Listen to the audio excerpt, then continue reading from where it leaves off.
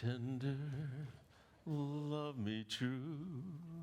All my dreams come true. For my darling, I love you, and I always will. Love me tender, love me true. I don't know how it all goes. All you need is love. All you need is love. Love. Love is all you need. Love is all you need. Love is. Okay. You guys aren't really with it today, are you? So my question is love all you need? Our topic this past week was love. The New Testament was written in a Greek world. The Romans really conquered the known world, but Greek was sort of the philosophy of the day, and it was the language. It was the common language of the day. Jesus probably spoke Aramaic and Hebrew, but much of the New Testament is actually written in Greek. So it was against a Greek background that the early church got started. And the Greeks used 4 different words for love. And I want to look at those 4 different words and then sort of demonstrate what the early church, they did their own little twist on each one of these words. So the first Greek word for love is storge. Storge. And it's really a command to love. It's a love that you should do, and it was largely a word that was used for family members, as in you should love your parents, or parents should love their children, or if you have a sister, and even though you can't stand her, you should love her anyway because she is your sister. It's a command. And family is sort of a unique thing because you're connected to your family members in a way that you're not connected to anyone else. Your connection to family members is a bond that can't be broken. You cannot like your parents. You cannot like your children. You might not like your sister or your brother. You may not even know them or never meet them or see them, and it doesn't matter. That person is still your parent. That person is still your sister. That person is still your brother. You can try to disown people, but it doesn't change anything. You are still related to them. It's a bond that can't be broken.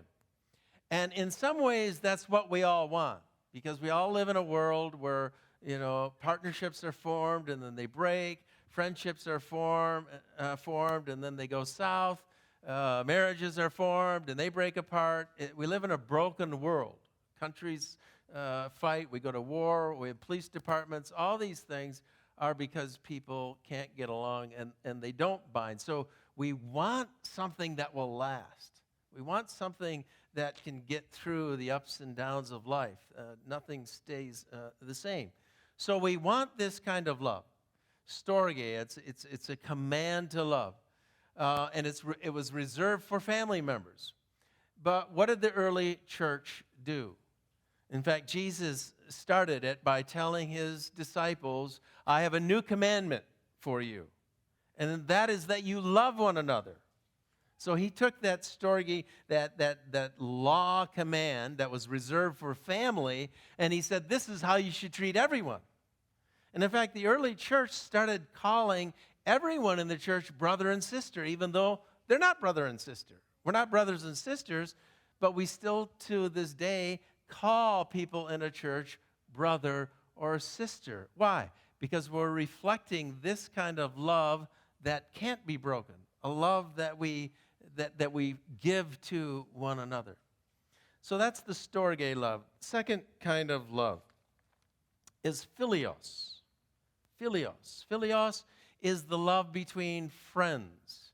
That word is used in there's a city named Philadelphia, and it's made of 2 Greek words. There's Delphus, which means brother, and then philios, which means love or friendship, love, and you put them together. Philadelphia is the city of brotherly love. A philios love, friendship love, is different than the command. It's not a command. It's what you give freely to someone. a friendship kind of love. And if you look at how friendships are formed, there's sort of two ingredients necessary. One is forced proximity. You get friends when you're in a situation where you're forced to be with people, i.e. when you went to school. You went to school with kids, you were in a class, you were with them 5 days a week, and over the course of a year or even years, the opportunity to form friendships happens. But without forced proximity, you don't have anyone to even form a friendship with. So many of us, when we were children, we formed friendships. Maybe you had a best friend or a group of friends. But beyond that, once we get out of school, we don't have as many forced proximity situations. For many of us, the only place where we're sort of forced to be with the same people all the time is the workplace. But the workplace isn't like the classroom. The classroom was, 25 kids that you're all the same age, you're at the same educational level, you're at the same stage of life, you're doing the same stuff. But in a business workplace environment, you have older, younger, people doing this, people doing that, people coming, people going. So for a lot of people, as they get older, their friendship circle gets smaller and smaller. And whereas in the school days, people had a best friend, for a lot of people, they don't have a best friend anymore, especially guys. Guys a lot of times don't, they have a harder time making friends. So what is this friendship love? Friendship love really is a conditional love. You become friends, or the second ingredient. First, you need forced proximity. The second ingredient that you need for a friendship usually is shared interest. You become friends with people that you like being with. And you like being with them because they like some of the same things that you like. If you're into fishing, you meet someone, they're into fishing, and then a friendship forms because you have something that you share. Or maybe it's just a person's sense of humor. Or maybe they like to philosophize about things and you do too. There's something that you share together that makes the thing work. And generally what we do is we pick out friends that somehow make us happy. We don't choose friendships with people that drag us down. We choose friendships with people that do something for us. So in some ways, friendship love is very conditional. It's conditioned on what you do for me. It's kind of a self-absorbed love. I'm going to be friends with people that do something for me. Now, if a friendship is going to work, I have to actually do something for them because it's a mutual thing. It goes back and forth. And if it isn't mutual, then usually it's not a friendship. So if you're in a relationship and one person starts doing 55 to 60% of whatever it is that makes the thing work, and the other is only giving 40%, and that's the direction it's going, you don't have a friendship. You have a dependent relationship where one is now dependent on the other. And I've seen this often where people are dependent. They need people to listen to them and talk to them and be with them and help them all the time. And then they're confused why this isn't a friendship. What they really want is a friend. But the only way to get a friendship is to have a mutual dependent relationship. That's what philios means. It's not unconditional love. It's conditional love. It's conditioned on, what we do for each other. And that's not a bad thing. We need relationships where it's a give and a take, where it's a partnership. Partnerships work when both parties are doing something for the other. So in the Greek world, the philios word really was, look, I'm getting a friend because of what they can do for me. It's a very self-orientated love. And that was okay in the Greek world. So what did the Christians do? The Christians took that and said, okay, we understand that, we need relationships where it's give and take, where there's a partnership. But instead of focusing on what someone can do for you, focus on what you can do for them. And if both people do that, you still have a mutual thing. You still have a mutual benefit. But instead of thinking about how your friend can always meet your need, you're thinking about how you can meet your friend's need. And the friend is thinking the same thing. So Jesus said to his disciples, or I had you read on, I think, was it Sunday? No, it was Saturday. 1 John 3:16. This is how we know what love is. Jesus Christ laid down his life for us. We ought to lay down our lives for our brothers. And then in John chapter 15, verse 13, he says it this way. Greater love has no one than this, to lay down one's life for a friend. You see how Jesus sort of switched it. He switched the focus from what your friend does for you to what you do for your friend. So it's just a subtle little move. So, out in the world, people are always looking for friends, and they're looking for what friends can do to them, for them. In the Christian world, it was, no, first look what you can do for someone else, and then they might respond in kind, and a friendship will develop. Okay, that's philios. So we looked at storge, philios, and then the third word is eros. Eros is where we get our word erotic. It refers to romance. It's what most of those songs that we hear on the radio are about. Romantic love. I had you read from, Song of Songs, which is, by the way, it's the only PG book in the Bible, so parental guidance, please. Song of Songs, chapter 8, 6, and 7. The passion of love bursting into flame is more powerful than death, stronger than the grave. Love cannot be drowned by oceans or floods. It cannot be bought, no matter what is offered. Eros love in the Greek world was very conditional too. God created us with this need. In Genesis chapter 1, Genesis chapter 1, God created man in his own image. In the image of God, he created him. Male and female, he created them. Somehow male and female together reflected the image of God. And in Genesis chapter 2, at the very end, it says a woman leaves her home and gets united with her husband, and they become one flesh. They become one spiritually, mentally, physically. And there's a need that God created in us for that. So it explains why, a man and a woman come together when they're totally the opposite. They're often opposite personalities, but they're opposite in many, many, many ways. And why in the world would we make this our life partner? And yet we do. Because there's this drive, this thing that God created within us that sort of compels us or brings us together.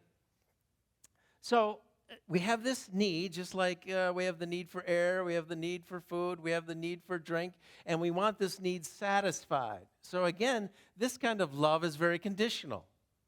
It's, I want my need taken care of. It's like I'm hungry and I need to be filled, and I need to look for someone. So when you're looking for someone, you look for someone that you like. You don't look for someone you don't like. Well, maybe some of you do, but generally we look for someone, oh, she's cute, or he's really handsome. I like, the way she looks in white pants, or, I like the way she talks about things and, is fun and has a good sense of humor.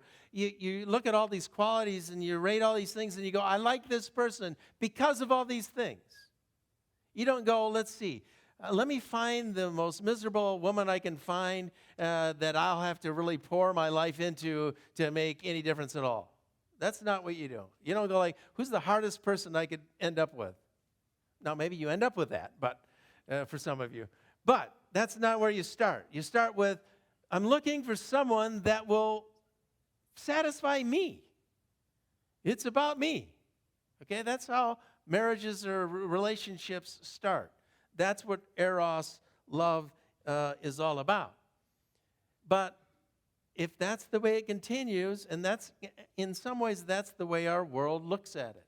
So, we live in a culture that has sort of a recreational view of the whole sexual intimacy thing. It's just recreation. It's just a physical thing. It's like eating. It's like drinking. It means nothing. And so, the connection to someone, The commitment to someone has been taken out of the whole system, so it's just the Greek word eros. What is in it for me? And that's why a lot of relationships don't work, because you can't go into a lasting relationship with the attitude, what is in it for me? Somewhere along the line, it has to switch. And so Paul does that. He does that in, I left my phone at the back, but I have it in 1 Corinthians chapter 7. Paul is talking about the sexual relationship between a husband and a wife. And he says to the husband, okay, husband, your body is not your body. It belongs to your wife. And to the wife, your body is not your body. Your body belongs to your husband. You see what he does? Instead of eros, I'm into this thing for what it can do for me. No, you exist for the pleasure of that person. And you exist for the pleasure of this person. So again, the New Testament church switches it around. It starts off as a conditional love. It starts off, I'm seeking out friends, I'm seeking out, a spouse, and it's my needs that I'm thinking about. And so I'm attracted to people that fulfill, my interests and my needs. But in the Christian world, it didn't stay that way. If that's the sole motivation, then it's not going to last. And that relates finally to the fourth Greek word, and this really is the word that the Christians took hold of, and that's the word agape. Agape love. Agape love is unconditional love. It's the kind of love that we read, or this Sunday, today's verse is from Ephesians 2, 4 and 5. But because of his great love for us, God, who is rich in mercy, made us alive in Christ.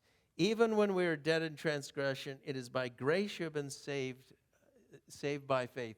So agape love is a love that you don't earn. It's not a conditional love. It's unconditional love. It's given whether you deserve that love or not. And it's really the magic of love.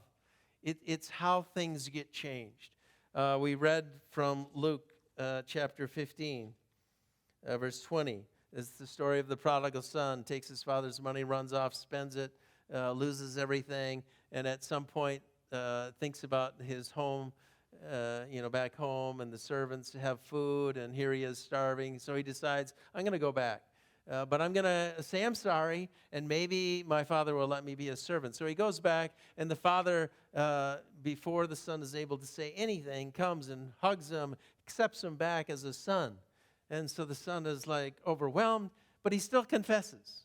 But he doesn't confess to get anything, because he's already got everything. So he says, Father, I've sinned against you and against heaven. And he doesn't say, make me as one of your hired servants, because he's already been made a son.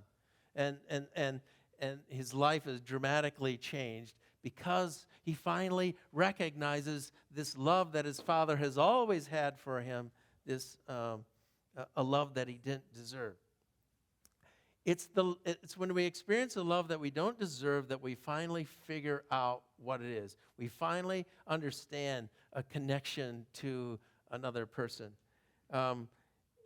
Friday, my wife and I sang at a funeral in Grand Haven. A friend of mine, his father died. I've known him for a long time, but he was 99 years old, lived a good long life, and he died. But there has been some drama in the family the last 5 years. The family originally was Wisconsin, from a little town, and then the parents were getting older. Where are they going to live? And the one son that I knew, who was the youngest, and the oldest son lived over here in Michigan, and so they convinced the parents to come over here so they could oversee them a little bit. But then there's the one daughter lives in like Nebraska, and she's feeling out of it and feeling like the brothers are manipulating the parents and so on. Wasn't happy about it. And then 5 years ago, the mother died. And then where's the funeral going to be, and where's the burial plot? And the oldest son had arranged a burial plot in Grand Haven. And the daughter felt like, no, she would have wanted to be buried in Wisconsin. And so there was this rift between the oldest son and the one daughter. And so they didn't speak for 5 years. And so now the father's getting older and older, and they're calling the daughter saying, if you want to see him alive, you should probably come sometime. And she was refusing, and there was this animosity and brokenness between the siblings, the oldest son and the only daughter. But like 3 weeks ago, she flew out and to visit her father one last time. She came out, and they had dinner together, with the family, but it was awkward, right? It was like people are not really saying what they think, and there's this brokenness, and the daughter or the girl is not looking at her oldest brother. I wouldn't talk to him. We'll talk to others, but not him. And so there's this brokenness. So that was the first day. But then the second day, the place where the 90-year-old, 99-year-old father was staying at called and said, "You got to come. And, your father's made a mess of himself, soiled himself, and it was a big mess." So they all came, and, they're all there, and, no one knows exactly what to do. So the oldest, without a word, without saying anything to anyone, just stripped off all his clothes, right down to his underwear, in front of everyone, went into the bathroom, cleaned up his father, came back out, and put his clothes on. And when she saw that, it just melted her heart. When she saw her oldest brother sacrifice himself without thinking, without, worrying about what other people are thinking, when she saw his unconditional love for their father, she just melted, and all the animosity for the last 5 years just disappeared. That's what unconditional love can do. Unconditional love is when you give someone love that they don't deserve. And that's the best kind of love. That is like the highest form of love. That's the kind of love that characterized the early church. And it's the love that greases all the other loves. Okay? None of the other loves that we talked about, storge, duty, you're not going to fulfill your duty unless there's something behind it, unless there's some motivation behind it. You're not going to have a lasting friendship. You're not going to have a great marriage, because no one can be perfect. And so we all have to give each other this grace-filled love. I love the parable of the prodigal sons, because there's two sons. There's the son that went off, spent all his money, came back, and was amazed that his father loved him, had never ceased loving him, and still loved him despite how much of a failure he was. But there's the other son, the son that didn't leave home, the son that faithfully worked at home. And when this son, the older son, hears about some party that the father is throwing for the one who came home, kills the fatted calf for him, he's upset. And he's like, I've been faithfully working hard. And where's my fattened calf? Where's my party? This brother of mine goes and does all the wrong things, and then he gets rewarded with a party. What about me? And then the father has to come out to him and says to him, "Son, everything I have is yours. It's not one fattened calf. You own all the cattle that we have on this ranch. Everything I have is yours. But we had to celebrate. Your brother was dead, and he's alive." And Jesus told this story because he was meeting with the sinners, and he was eating with them and being a part of their lives. And then the righteous people saw that, and they said to Jesus' disciples, "What's wrong with your master here, your rabbi, your teacher? He's meeting with the wrong people. He's meeting with the wrong people, and he's even eating with them." So Jesus tells this story. And the story ends incomplete, because the story ends with a father coming out to the older brother saying, we have to celebrate. In a sense, are you going to come to the party or not? And that's what Jesus was saying to the religious people. Are you going to come to the party or not? Yes, you've been faithful. Yes, you've been following the Torah. But are you going to come to the party or not? And what I get away from that whole story is when you finally realize that you don't deserve love, that's when you recognize it. If you go through life looking at everything or thinking about all that you deserve, if you're at work right now and you're thinking about all that they owe you, if you're thinking about your marriage and what your partner owes you, if you're thinking about your kids and what they should be doing for you because of all that you do for them, if that's how you look at life, you look at life like, everyone owes me. I deserve better than I'm getting, then be prepared for a really grumpy life because it's not going to go well. Life goes well when you realize you don't deserve anything. You have nothing coming to you. So every day is a bonus. Every day at work is a bonus. Everything positive that happens in your marriage is a bonus. Everything that happens in your family, it's just all a bonus. It's just grace. Well, how do you get motivated to love when you don't want to love? That's Storge love. It's a command that we should love one another. Where do you get the motivation to love a friend to the point where you would lay your life down for them? Where do you get the love to think about the needs of your spouse that you're married to first before your own needs? Where do you get the motivation to love someone when they don't deserve it at all? Well, we read about that on Monday. It was the first thing we read. Monday, 1 John 4, verse 19. We love because he first loved us. We love because he first loved. You can't give people love if you don't have it. And some of you were raised in homes where there wasn't a lot of love, or maybe there was love, but it wasn't demonstrated. You didn't feel it, or you didn't know it personally. And so you're always looking for love. A lot of times we look for love in all the wrong places. The starting place is your relationship to God.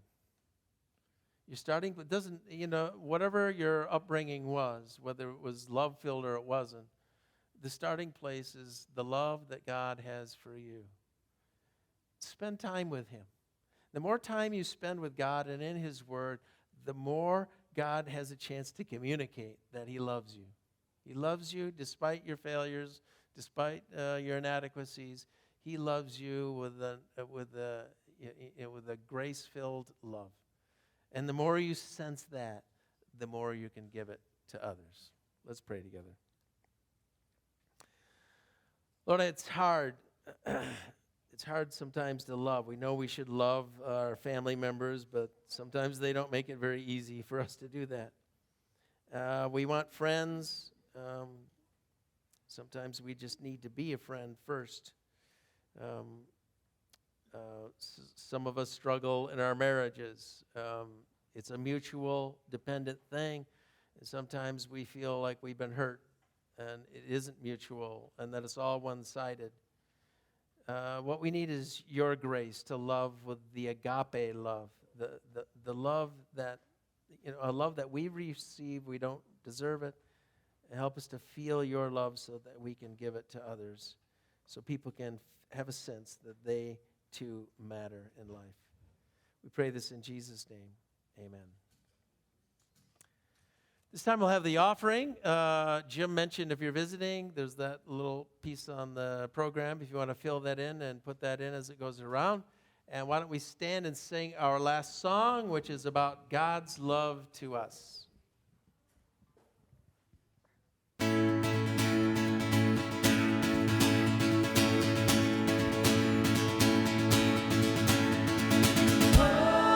Precious is the flow that makes me white as snow. No other founts I know. I am washed, I am washed, I am dressed in love.